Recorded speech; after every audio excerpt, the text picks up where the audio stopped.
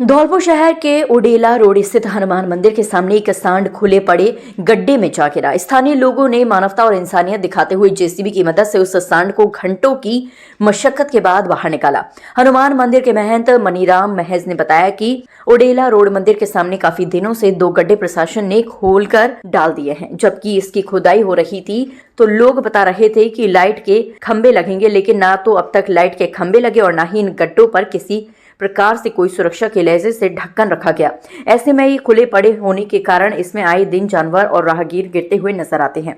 महेंद्र ने बताया कि मंगलवार की सुबह एक सांड इस गड्ढे में जा गिरा तो आसपास के लोगों की मदद से जेसीबी को बुलाकर इस सांड को घंटे की मशक्कत के बाद बाहर निकाला। इस खींचतानी में मासूम बेजुबान सांड को गड्ढे से बाहर निकालते समय खरोंच आ गई, जिससे कि उसका रक्त बह उठा। आखिर चाहता क्या है प्रशासन?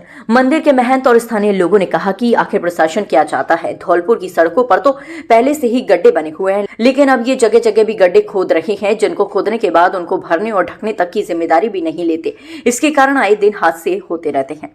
सनातन धर्म में गाय की रक्षा और सुरक्षा के लिए नहीं है कोई इंतजाम। आपको बता दें कि सनातन धर्म बेशक हिंदू बनने का डंका बजाता हो, लेकिन इन बेजुबान गायों के लिए किसी प्रकार की कोई सुरक्षा व्यवस्था शहर में दिखाई नहीं देती।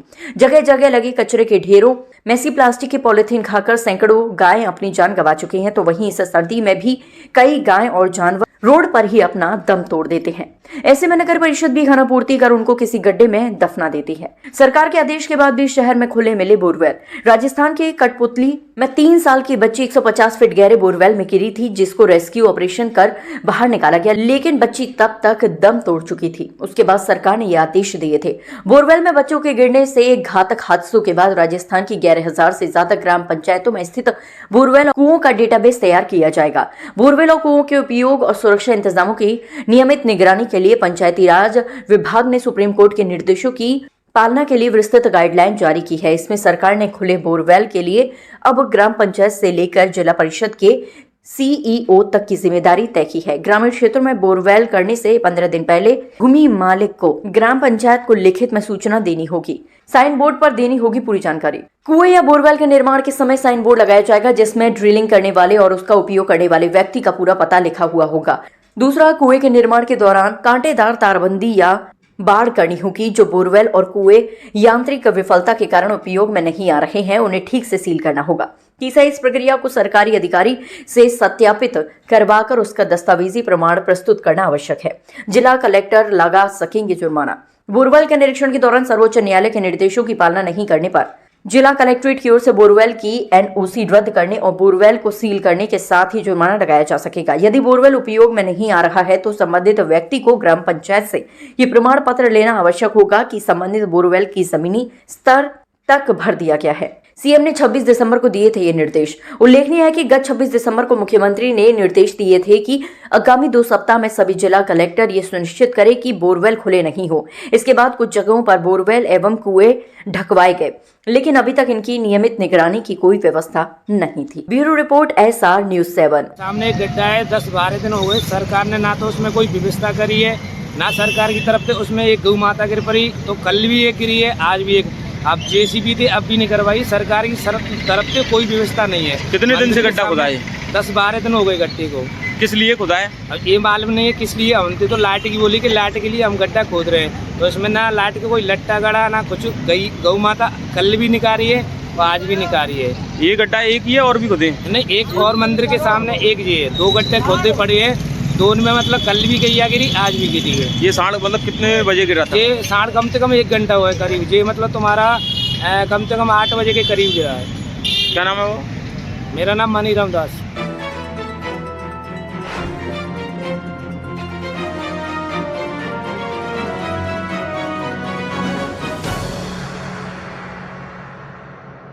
माह के द्वितीय गुरुवार को होने वाली उपखंड स्तरीय जन सुनवाई के साथ अटल जन सेवा शिविर का आयोजन जिला कलेक्टर श्रीनिधि बीटी की अध्यक्षता में बाड़ी उपखंड के पंचायत समिति सभागार में किया गया। शिविर के दौरान परिवादी विजय श्रीवास्तव द्वारा पंचायत समिति बाड़ी में आयोजित अटल जन सेवा शिविर में दिव्यांग प्रमाण पत्र में नाम शुद्धिकरण के लिए 1 साल से परेशान होने का परिवाद प्रस्तुत किया गया। जिला कलेक्टर ने परिवाद पर त्वरित कार्रवाई करते हुए सही नाम का नवीन UDID कार्ड मौके पर ही बनवाया।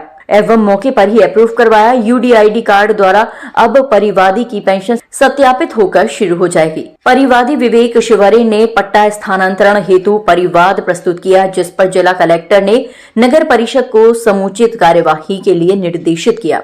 ग्राम सनीपुर के परिवादियों ने खरंजा निर्माण कार्य कराए जाने के संबंध में परिवाद प्रस्तुत किया, जिस पर विकास अधिकारी को समुचित कार्यवाही हेतु निर्देशित किया। शिविर के दौरान जिला कलेक्टर ने जल भराव संबंधी परिवादों के मामले में नगरपालिका को संज्ञान लेकर तीव्र निस्तारण कर रहवासियों को राहत पहुंचाए जाने के लिए निर्देशित किया। जिला कलेक्टर ने परिवादियों द्वारा दर्ज किए गए परिवादों का संवेदनशीलता के साथ निस्तारण करने के लिए अधिकारियों को निर्देश दिए। जन सुनवाई के दौरान उपखंड अधिकारी बाड़ी हेमंत कुमार घनघोर सहित अन्य अधिकारीगण मौजूद रहे।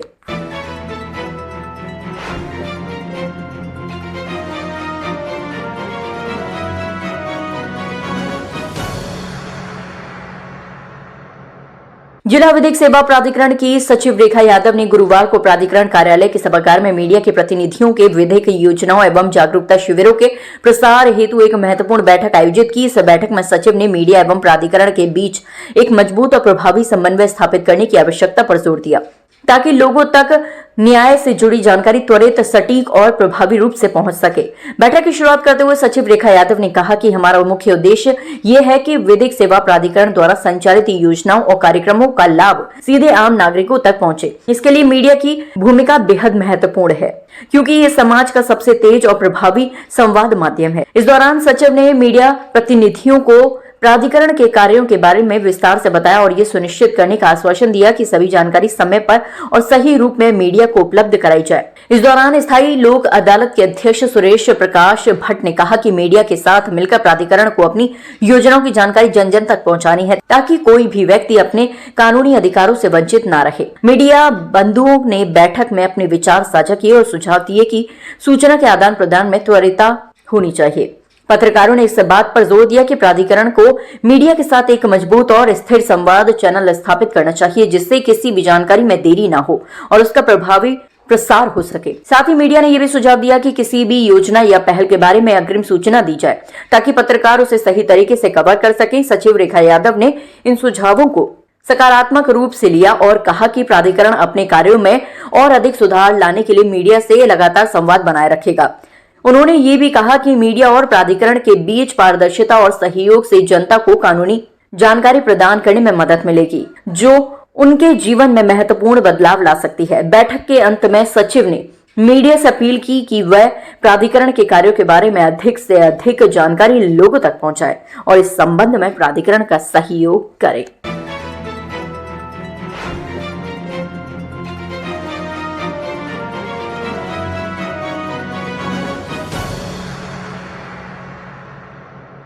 बांदा एसपी कार्यालय में किन्नरों का हंगामा, दो पक्ष में मारपीट। बांदा में जबरन लिंग परिवर्तन करवाकर किन्नर बनाने का मामला। बांदा में फुसलाकर कराया जा रहा युवाओं का लिंग परिवर्तन। मामला संज्ञान में आते ही एसपी ने दिखाया सख्त तेवर। युवाओं को जबरन किन्नर बनाने वाले गैंग के खिलाफ रिपोर्ट दर्ज। अतरार थाने में किन्नर धीरू उर्फ कैटरीना बन्नो व मधु किन्नर के खिलाफ गंभीर धाराओं में मुकदमा दर्ज। किन्नर धीरू उर्फ कैटरीना बन्नो व मधु किन्नर पर जबरन किन्नर बनाने का आरोप। एसपी कार्यालय में मारपीट करने वाले किन्नरों पर मामला दर्ज। पीड़ितों ने रिपोर्ट दर्ज होने के बाद अनशन किया खत्म। बांदा में किन्नर बनाने का हाई प्रोफाइल मामला। मेरे ऊपर झूठा आरोप लगाया जा रहा है कि बच्चों को पकड़ पकड़ के किन्नर बनाती है, ताकि हम लोग ऐसा नहीं करते हैं। हम लोग जजमान को दुआ देते हैं, भगवान ना करे किसी घर में हमारे जैसा पैदा हो। ये सब झूठा इल्जाम लगाया जा रहा है। मारपीट के जो आपका वीडियो वायरल हो रहा है वो क्या है? नहीं, वो मारपीट का वो सब झूठा है। मारपीट के ऐसा हुआ था कि कोई हम लोग का जैसा भेष बना के दारू पी के मांग रहा था दुकानों में, तो हम लोगों ने उसको 3-4 बार मना किया, भैया ऐसा ना करो, हम लोग की इज्जत डाउन होती, खराब होती है। सब जजमान यही कहते कि तुम लोग भी दारू पीते। हम कहा भैया हम नहीं पीते हैं दारू, और हम दारू पीने वाले नहीं हैं, हम लोग किन्नर हैं। तो वो लोकल था, वो पैंट शर्ट पहन के दिन में सलवार सूट पहन के हम लोग का जैसा भेष बना के वो घूम घूम के मांगता था। लेकिन कैटरीना जी कुछ वीडियो वायरल हो रही है मारते हुए पीटते हुए, उसके बारे में क्या कहेंगे? वही वाला वीडियो है। वो आपने मारा है उसको? किसने? आपने? हमने नहीं मारा। आप ही कभी उसमें वीडियो में फोटो आ रहा है किसका? आपका मारते हुए? हमने उसको समझाया था ये दारू पी के ऐसा मत करो, हम लोग की इज्जत मत। डंडा से समझाते हो क्या आप? नहीं, इस तरह की मारपीट तो फिर वाकई मारपीट आपकी किस स्तर की है? इसको हमने उसको 4-5 बार पकड़ के उसको हमने छोड़ दिया था। 5-6 बार पकड़ा, हमने उसको छोड़ दिया। हमने कहा ऐसा दोबारा ना करना, वो कहा हम नहीं करेंगे।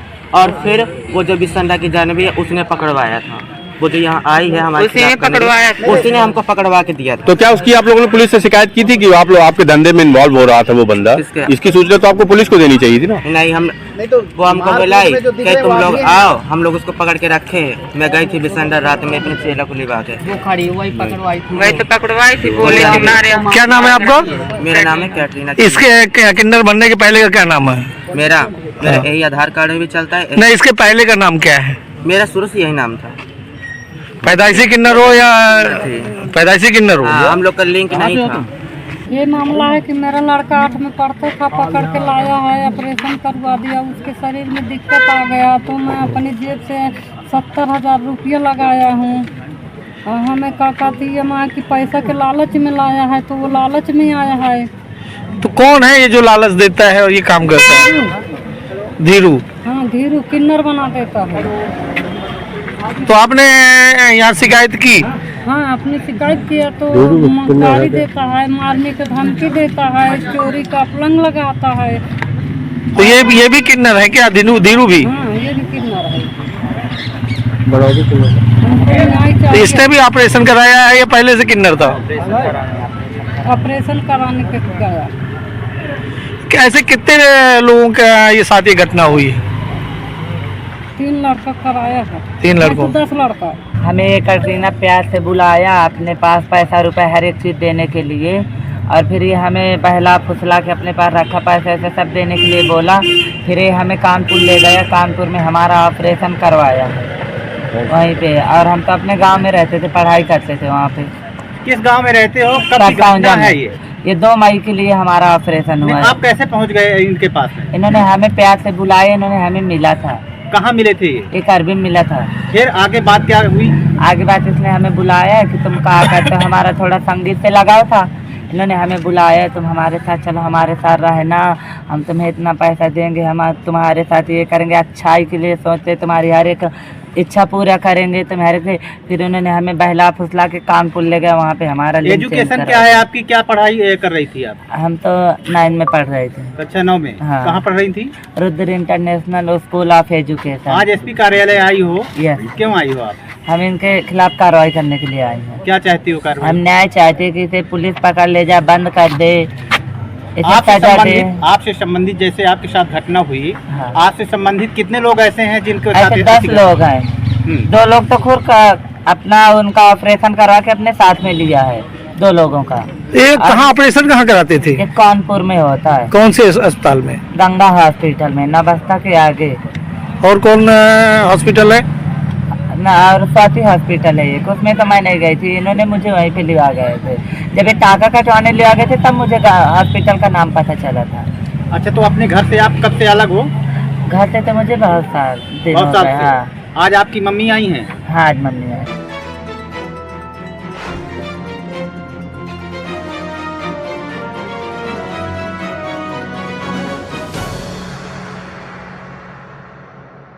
शातिर टप्पेबाजी गिरोह का हुआ खुलासा। गैंग में शामिल 3 पुरुष 2 महिलाएं गिरफ्तार। पति पत्नी मिलकर चला रहे थे टप्पेबाजी का गिरोह। करीब 2 किलो नकली सोने की गिन्नी बरामद, 3,78,000 रुपए की नकदी बरामद। घर की खुदाई में सोने के निकलने की बात कहकर फंसाते थे लोगों को। मेरठ में किराए के मकान में रहकर करते थे वारदात। असम, गुजरात, उत्तराखंड, सिलीगुड़ी समेत कई राज्यों में की वारदात। अब तक आगरा में 6 घटनाओं को दिया अंजाम। अलग अलग घटनाओं को अंजाम देकर 22 लाख रुपए की करी थी ठगी। मूल निवासी इटावा के रहने वाले हैं पकड़े गए अभियुक्त। गिरफ्तार अभियुक्तों पर कार्रवाई कर पुलिस ने भेजा जेल। देखिए, अभी 5 लोगों की गिरफ्तारी हुई है, जिसमें 3 पुरुष व 2 महिलाएं हैं। और इनका जो मोडस ऑपरेंडी है वो इस तरीके से है कि ये भोले भाले लोगों को पहले बातों में उलझाते थे, तो उन्हें लालच देते थे कि खुदाई में सोने या चांदी के कुछ जेवरात इन्हें बरामद हुए हैं, जिसे बहुत ही कम दाम में बेचना चाहते हैं। उसी के लालच में आकर कई बार लोग इनकी बातों में आ जाते थे और फिर इनसे पैसे लेकर ये लोग ठगी करते थे। ऐसे ही एक मुकदमा दिसंबर माह में थाना हरिपर्वत क्षेत्र में पंजीकृत हुआ, जिसमें टीम ने लगातार इन लोगों पर इनके जानकारी एकत्रित करने की कोशिश की। उसी क्रम में इन लोगों की गिरफ्तारी हुई है। पूछताछ में इन लोगों ने बताया है कि देश के अलग अलग राज्यों में जाकर भोले भाले लोगों के साथ में इनके द्वारा ऐसी घटना कारित की गई है। इनके पास से मोबाइल फोन जिसके माध्यम से लोगों से बात करते थे, वह सोना, नकली सोना या चांदी के जो जेवरात जिसे ये लोगों को दिखाकर उनके साथ में ये घटना को कारित करते थे, वो भी बरामद की गई है। साथ ही साथ इनमें एक व्यक्ति गिरफ्तार हुआ है, सूरज, जिसका काम था कि वह दूसरों की आईडी पर सिम लेकर इन लोगों को उपलब्ध कराता था, जिसके माध्यम से ये अपराध कारित करते थे। अपराध कारित करने के बाद ये सिम को भी फेंक देते थे, जिसकी वजह से इनकी ट्रैकिंग काफी मुश्किल हो जाती थी। सर, इनका तरीका क्या था, किस प्रकार से करते थे और कितनी घटनाएं अभी तक कारित कर चुके हैं? देखिए, जो पूछताछ में इन लोगों ने बताया है, ये अक्सर किसी भी राज्य के किसी बड़े शहर में, जनरली राजधानी में जाते थे और किसी भी आम चलते व्यक्ति से बातचीत करने का प्रयास करते थे। अगर सामने वाला व्यक्ति सकारात्मक रूप से इनकी बात का जवाब देता था, ये उससे आगे बात को बढ़ाते थे, उससे पूछते थे कि हमारे घर में कोई दिक्कत आई हुई है, बट इनके पास कुछ ज्वेलरी है जो इन्हें खुदाई में मिली है, उसे बेचना चाहते हैं। उस धोखेबाजी करने के लिए कुछ असली सोना बहुत ही कम मात्रा में उसे दिया जाता था। सामने वाला व्यक्ति जब संतुष्ट हो जाता था कि ये असली सोना है, उसके बाद ये भारी मात्रा में किलो में नकली सोना या चांदी के आभूषण देकर उससे पैसे लेते थे और उसके बाद इस घटना को कारित करते थे। आगरा में कितनी वारदातें की हुई हैं? देखिए, आगरा में अभी तक 2 प्रकरण हमारे संज्ञान में आए हैं, एक थाना कमला नगर और थाना हरिपर्वत।